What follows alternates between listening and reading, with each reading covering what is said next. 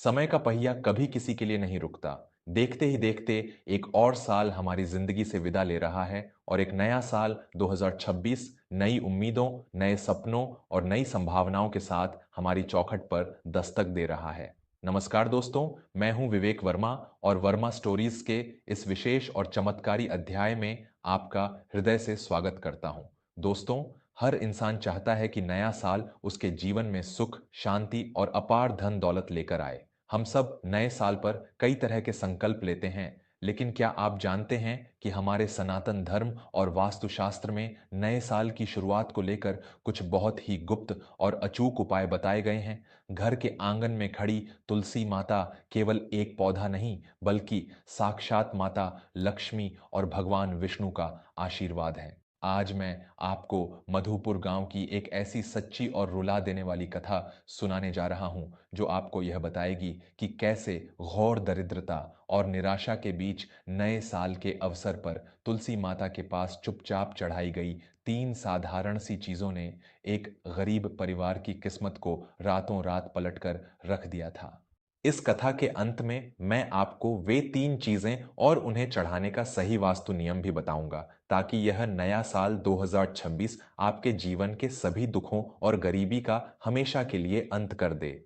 मधुपुर गांव में दीनानाथ नाम का एक बहुत ही सीधा सादा और अत्यंत गरीब मूर्तिकार रहता था। दीनानाथ के हाथों में साक्षात मां सरस्वती का वास था। वह लकड़ी को तराश कर इतनी जीवंत और सुंदर मूर्तियां बनाता था कि देखने वाला बस देखता ही रह जाए। लेकिन उस छोटे से गांव में कला की कद्र करने वाला कोई नहीं था। उसकी पत्नी का नाम सुमति था। सुमति एक बेहद संस्कारी, पतिव्रता और ईश्वर पर अटूट विश्वास रखने वाली स्त्री थी। उनका एक छोटा सा कच्चा घर था, जिसके आंगन में सुमति ने बड़े जतन से एक तुलसी का पौधा लगाया हुआ था। वह चाहे खुद भूखी सो जाए, लेकिन अपनी तुलसी मैया को रोज जल और दीप जरूर अर्पित करती थी।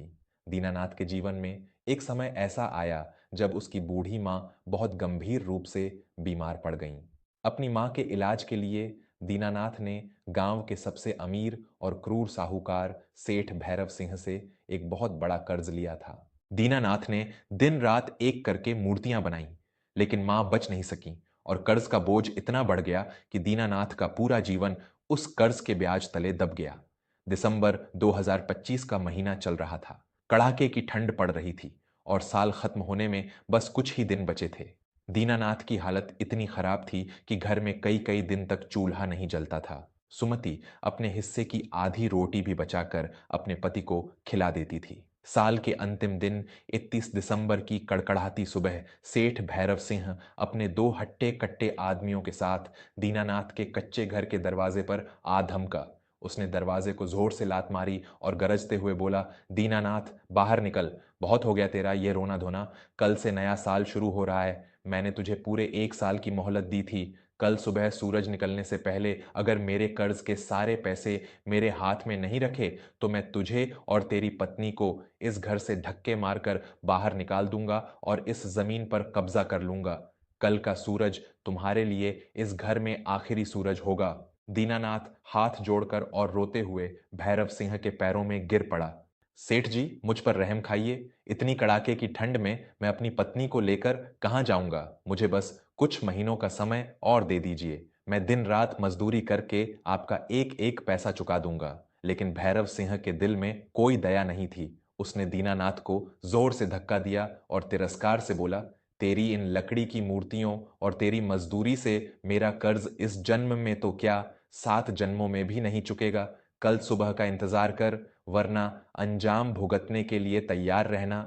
इतना कहकर भैरव सिंह वहां से चला गया। दीनानाथ वहीं जमीन पर बैठकर फूट फूट कर रोने लगा। सुमति ने दौड़कर अपने पति को उठाया। दीनानाथ की आंखों में एक गहरी निराशा और हार थी। सुमति, मैं हार गया हूं। यह आने वाला नया साल हमारे लिए सिर्फ बर्बादी लेकर आ रहा है। मेरे पास अब कोई रास्ता नहीं बचा है। शायद मृत्यु ही अब हमारे इस दुख का एकमात्र अंत है। सुमति का कलेजा फट गया, लेकिन उसने अपने आंसुओं को पी लिया और बहुत ही शांत स्वर में कहा, ऐसा मत कहिए स्वामी। जब इंसान के सारे दरवाजे बंद हो जाते हैं, तब ईश्वर का दरवाजा खुलता है। कल नया साल है, एक नई शुरुआत है। आप हिम्मत मत हारिए, मेरी तुलसी मैया हमारे साथ कभी ऐसा अन्याय नहीं होने देंगी। उस दिन दोपहर के समय दीनानाथ निराशा में डूबा हुआ गांव के बाहर एक पेड़ के नीचे बैठा था और सुमति अपने घर के आंगन में तुलसी के पौधे के पास बैठकर रो रही थी। तभी उनके दरवाजे पर एक अत्यंत ही तेजस्वी और वृद्ध सन्यासी स्वामी हरिदास जी का आगमन हुआ। उनके चेहरे पर एक अलौकिक शांति और नूर था। बेटी, मुझे बहुत प्यास लगी है, क्या इस गरीब सन्यासी को थोड़ा जल मिलेगा? स्वामी जी ने अपनी गंभीर और मीठी आवाज में कहा। सुमति तुरंत उठी।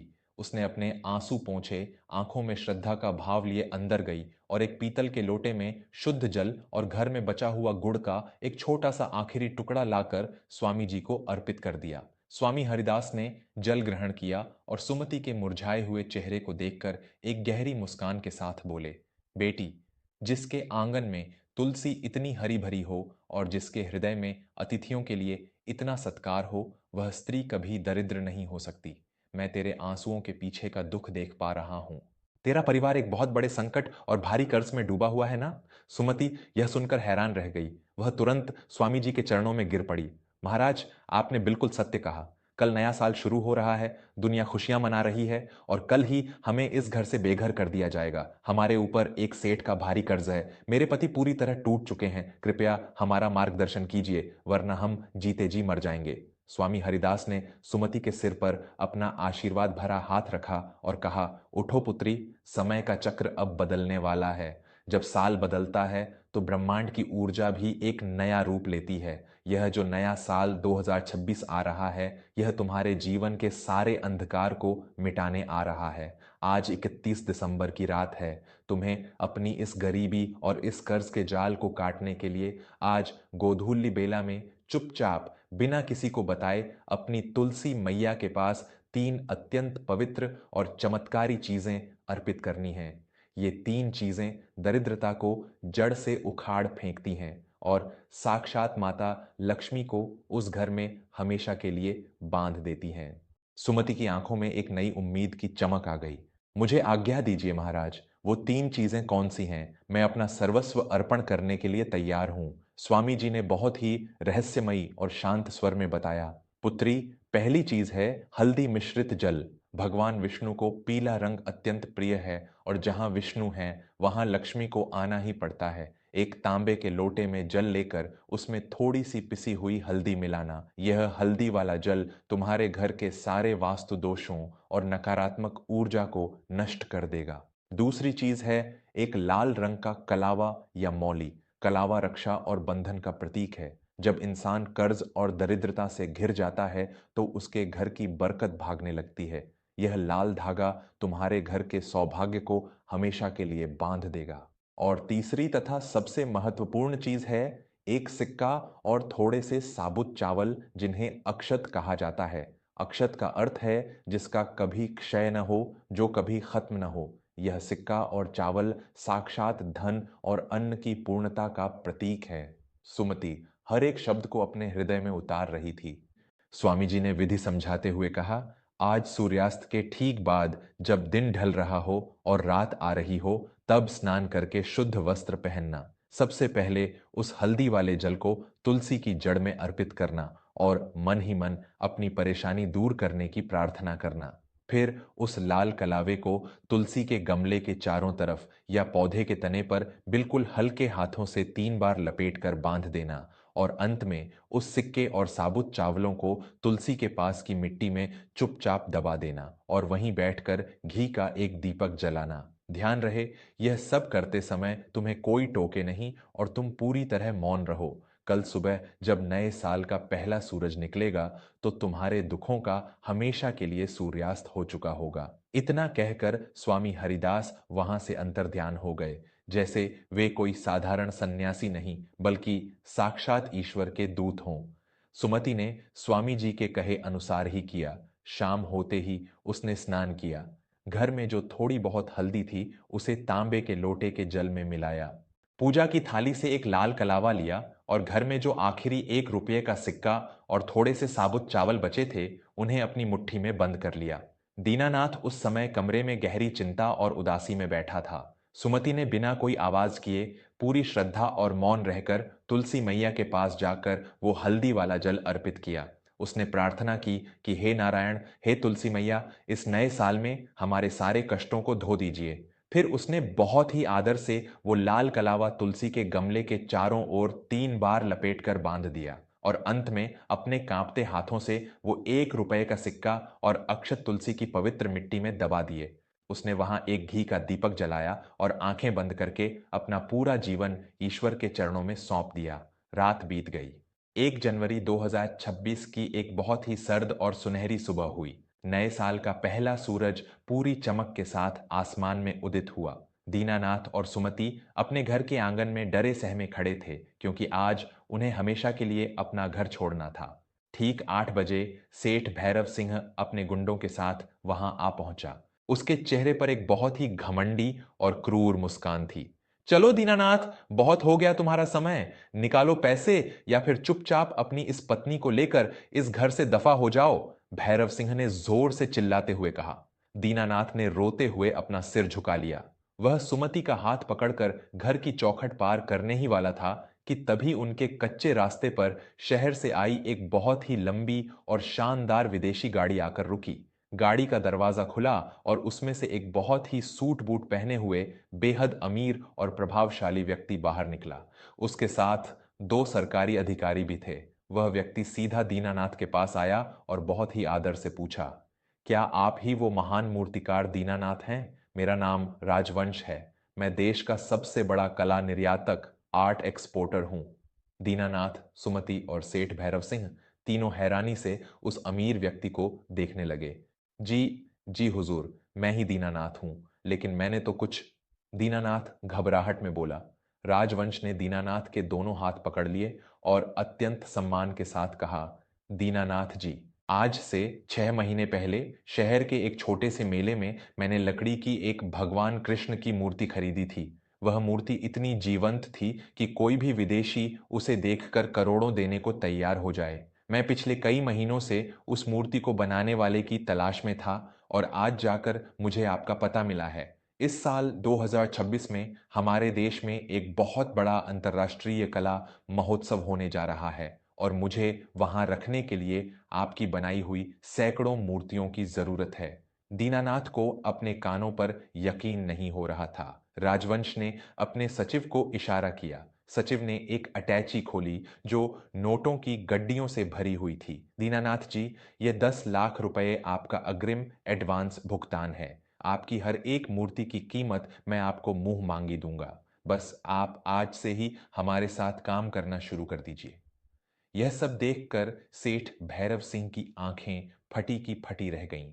उसका सारा घमंड एक ही पल में चूर चूर हो गया।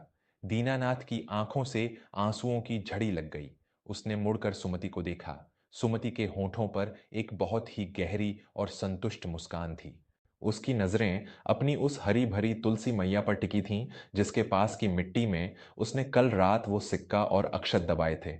दीनानाथ ने उसी समय उस अटैची में से सेठ भैरव सिंह का पूरा कर्ज ब्याज सहित उसके मुंह पर मारा और कहा, सेठ जी, यह लीजिए अपना एक एक पैसा, और आज के बाद कभी किसी गरीब की मजबूरी और उसकी कला का मजाक मत उड़ाइएगा। मेरा ईश्वर और मेरी तुलसी मैया जब देने पर आते हैं तो छप्पर फाड़ कर देते हैं। भैरव सिंह अपना पैसा लेकर वहां से चुपचाप सिर झुकाकर चला गया। उस 1 जनवरी 2026 की सुबह ने दीनानाथ और सुमति के जीवन से हमेशा हमेशा के लिए गरीबी, अपमान और दरिद्रता के अंधकार को मिटा दिया था। आज वे एक बहुत ही सुखी, संपन्न और खुशहाल जीवन जी रहे हैं। तो दोस्तों, यह है हमारी सनातन परंपरा और तुलसी मैया पर सच्चे विश्वास की ताकत। नए साल की शुरुआत अगर ईश्वर के आशीर्वाद और सही वास्तु नियमों के साथ की जाए तो कोई भी संकट आपके जीवन में नहीं टिक सकता। नया साल 2026 शुरू होने वाला है, इसलिए आइए एक बार फिर से समझ लेते हैं कि आपको क्या करना है। नए साल की पूर्व संध्या 31 दिसंबर की शाम पर या 1 जनवरी की सुबह सुबह स्नान करके पूरी शांति और गुप्त तरीके से अपनी तुलसी मैया के पास जाए। 1, सबसे पहले हल्दी मिश्रित जल अर्पित करें, जो आपके जीवन से सारे दुख और नकारात्मकता को धो देगा। भगवान विष्णु की कृपा से आपके घर में शुभ मांगलिक कार्य होंगे। 2, उसके बाद तुलसी के गमले या तने पर 3 बार एक लाल कलावा मौली लपेटकर बांध दें। यह कलावा माता लक्ष्मी को आपके घर में स्थिर कर देगा और आपके परिवार की हर बुरी नजर से रक्षा करेगा। 3। अंत में एक सिक्का और थोड़े से साबुत चावल अक्षत तुलसी की मिट्टी में दबा दें। यह इस बात का प्रतीक है कि इस साल 2026 में आपके घर में कभी भी धन और अन्न की कमी नहीं होगी। आपका खजाना हमेशा भरा रहेगा। 4। और अंत में घी का एक दीपक जलाकर अपनी सभी मनोकामनाएं पूर्ण होने की प्रार्थना करें। दोस्तों, जब इंसान का विश्वास सच्चा हो और नियम सही हो तो साक्षात ईश्वर भी उसकी मदद करने के लिए धरती पर उतर आते हैं। आपको हमारी आज की यह चमत्कारी कथा और नए साल 2026 के ये महत्वपूर्ण वास्तु टिप्स कैसे लगे? मैं कामना करता हूं कि यह आने वाला नया साल आपके और आपके पूरे परिवार के जीवन में अपार खुशियां, अच्छा स्वास्थ्य और बहुत सारी धन दौलत लेकर आए। अपने विचार मुझे टिप्पणियों, कमेंट्स में जरूर बताइएगा।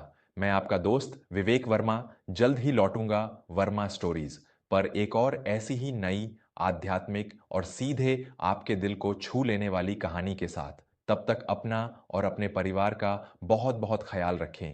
मेरी ओर से आप सभी को नए साल 2026 की हार्दिक शुभकामनाएं। जय तुलसी मैया, जय श्री नारायण, धन्यवाद।